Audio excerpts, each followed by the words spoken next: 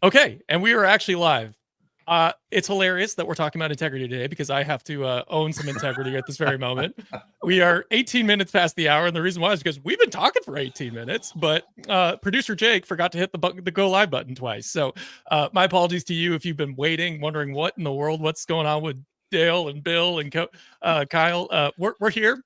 We're hopefully recording. Hopefully we'll get the whole episode out on the podcast feed by tomorrow. But thank you for being with us. We are talking about integrity, how to prioritize values and live a consistent life. Now, we've talked about a lot of things already. How do you personally define integrity? How does that look in your individual life? And we've just started a conversation about at the organizational level in mortgage, right? We often make promises to our borrowers, to our partners, and sometimes those aren't kept. Sometimes it's from individual failings, sometimes it's from gaps in the system.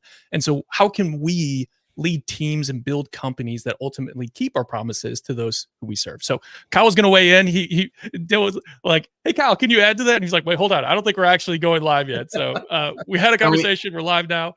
Kyle, we got all the really good, all the really good answers already happened. And now all of you live viewers are stuck with what I'm about to say. That's right. So don't let what I'm about to say allow you to judge what was already said, because it was really good. But and I hope this is true. And if somebody wants to argue, I would love to know the counterpoint if you were to disagree. But Jake, one of the questions that I love to ask people about integrity in business is, when is the last time you said no? Yep. And the what that means is, if I'm in sales and I'm a man of integrity, there's no way that I'm the right fit for every single borrower on the planet. There's no way I'm the right fit for every realtor partner on the planet. If you're a recruiter, every LO isn't the right fit for your company. And so if somebody's like, "Man, I don't ever say no, like I'm always trying to figure it out," I think that is a lapse in integrity. Because I think, for me personally, not that I think, I know for me personally, when I'm on sales calls for any of my businesses, I end up telling more people no and introduce them to someone that I think is better to suit their need than I am to try to run them through a rabbit hole and then get them to say yes. And then I'm on with my team going, "I know this isn't really what we do, but we got to figure out how to make this work for Bill because I told Bill we could do it." And so I think that's a super simple test to just say, if you're not saying no regularly, you're probably not doing what's best for people. And that would be a lack of integrity, in my opinion. Yeah, that's so well said, because it goes back to what we talked about earlier, and that is the importance of making sure that we are always doing right by our customers. And that means that if you've got a borrower on the phone and they're applying for a mortgage, they do not qualify for the programs that you have, and you know somebody that is in the business that can qualify that loan, you really should be referring that to that person. And two things are going to happen if you do it right. Number one, you're going to get referrals from that customer because they're going to appreciate how you took care of them at the end of the day. And you're also going to get referrals from the person you referred to. So it's going to come back to you, because integrity always does. When you do the right thing, it always comes back to you. So that is so true. Kyle, go ahead, man. Well, I just wanted to share, I'm reading John Maxwell's brand new book, High Road Leadership. It came out like less than a month ago, I think. And he talks about that there's three types of people. There's as leaders, there's high road leaders, middle of the road leaders, and then low road leaders. And he talked about how low road leaders always devalue others. They're always thinking of themselves first. Middle of the road leaders are equally as dangerous, but it doesn't always look that way. But they're always playing on a point system. Well, Dell did this for me, so I guess I'll do this for him. But now Bill's asking for a favor, but he hadn't done anything for me in a while. So we're always keeping score based on what we're willing to do for others. And then a high road leader is the leader that no matter what, we put other people first. And to me, the only way to truly indoctrinate integrity into our lives is to say, I'm going to wake up every single day with the desire to outserve anyone in my life. Yep. And so John just does such a great way. He just makes it so simple.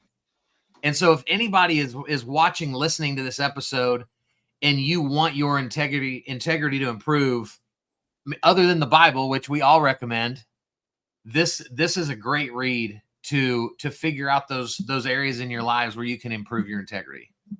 John Maxwell is probably the greatest leadership speaker, trainer I've ever seen. And by the way, it's all biblically based because he was a pastor for a long time. That's before right. he stepped into that role. So everything he's teaching is built around the same kind of things that we're talking about today. And on Success by the Book, everything's based on biblical truths and how God has said we should live our lives. And when we follow what he tells us to do, it works out really well. That's right. It doesn't mean you won't have pain in life. Doesn't mean you won't have struggles, but it ultimately works out really well, especially when we talk about integrity. Man, we have been blessed to have John Maxwell do a number of different events for our company. And when he does one where he wants to be completely transparent about his faith, he always tells them up front, like, I'm going to walk through these 7 steps, but if you hang on to the end, I'm going to tell you what's arguably the most important thing to success. And when he does that, if you've ever heard him do it, he does it in that beautiful melodic, deep voice. And he's like, well, I just want to tell you, my name is John and I'm your friend. And then he steps into a gospel message that is like none I've ever heard, because he just starts knocking down objections and opens it up to an invitation. And so if anybody is on this call right now and you're just wondering through the title of our program and the fact that we weave in tactical stories around the mortgage industry, but we connect it with biblical principles, if that's something that isn't real to you right now, I'm going to make an offer that any of us would be happy to take that call. Right. Just DM us. It's easy to reach people these days.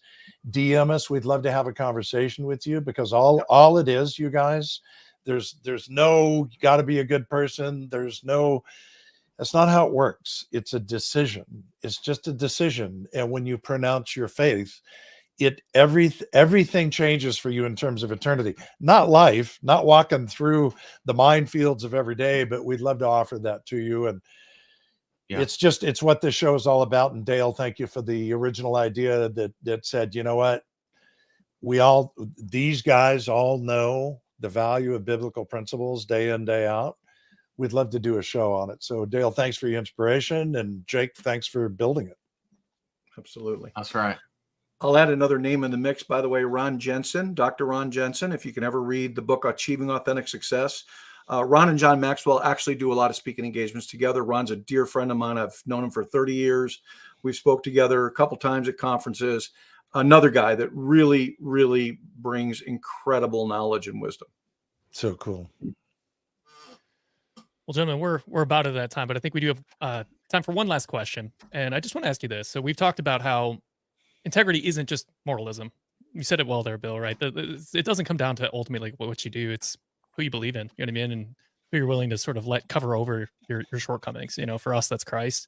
And we want to have that conversation with others. But, you know, it's also about doing something positive. It's about living in alignment with something that's bigger than yourself. So you can share values that are things that you cling to in your own life, or you can share values that you sort of coach others to cling to in their lives and businesses. But what are some values that you think resonate with mortgage professionals, sales leaders, you name it, who live lives of integrity? What are some things they could cling to and put on a Post-it note and slap on their mirror and live by every day? Kyle, we can start with you, man.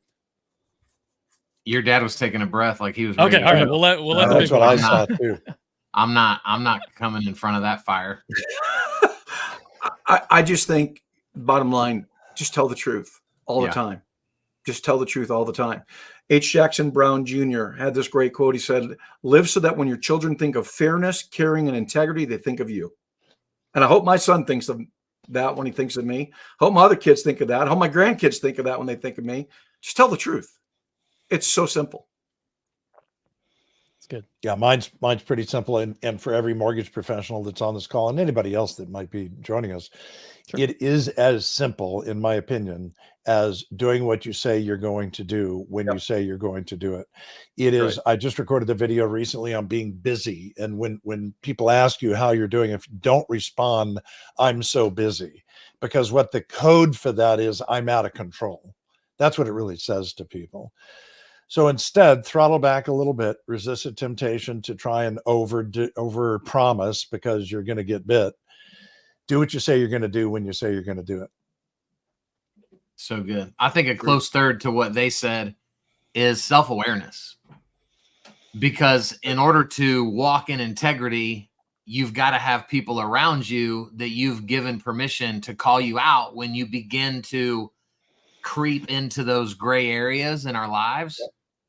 And so if I don't have the ability to be self-aware and also the humility to go, wow, Coach Bill, you're right. I didn't even see that. But oh my gosh, I can't let that happen again. If we don't have those two things, then integrity is very fleeting, and that's super dangerous. Yeah, man. So good. All great advice, all great values to live by. Well, gentlemen, my apologies again for wearing the dunce cap today, but hopefully we've got the recording. We'll get it out on the podcast feed. Thank you so much once again for your amazing advice. We're at time, so join us again next week. We're going to be doing our second official replay, and what that means is that we just recap all of the best highlights from the past 3 episodes. So all the things that we missed off air for integrity, we're going to cover next week. So join us in there. We'll be putting out the link on all of our socials. And of course, these guys will be sharing it as well. Thank you for being here. And it will be, we'll be live again next Monday at 8 a.m. Pacific, 10 a.m. Central, 11 a.m. Eastern. We'll see you then. God bless. See you Thanks, guys. Jake. Later, guys. Thanks, guys. Thanks, everyone.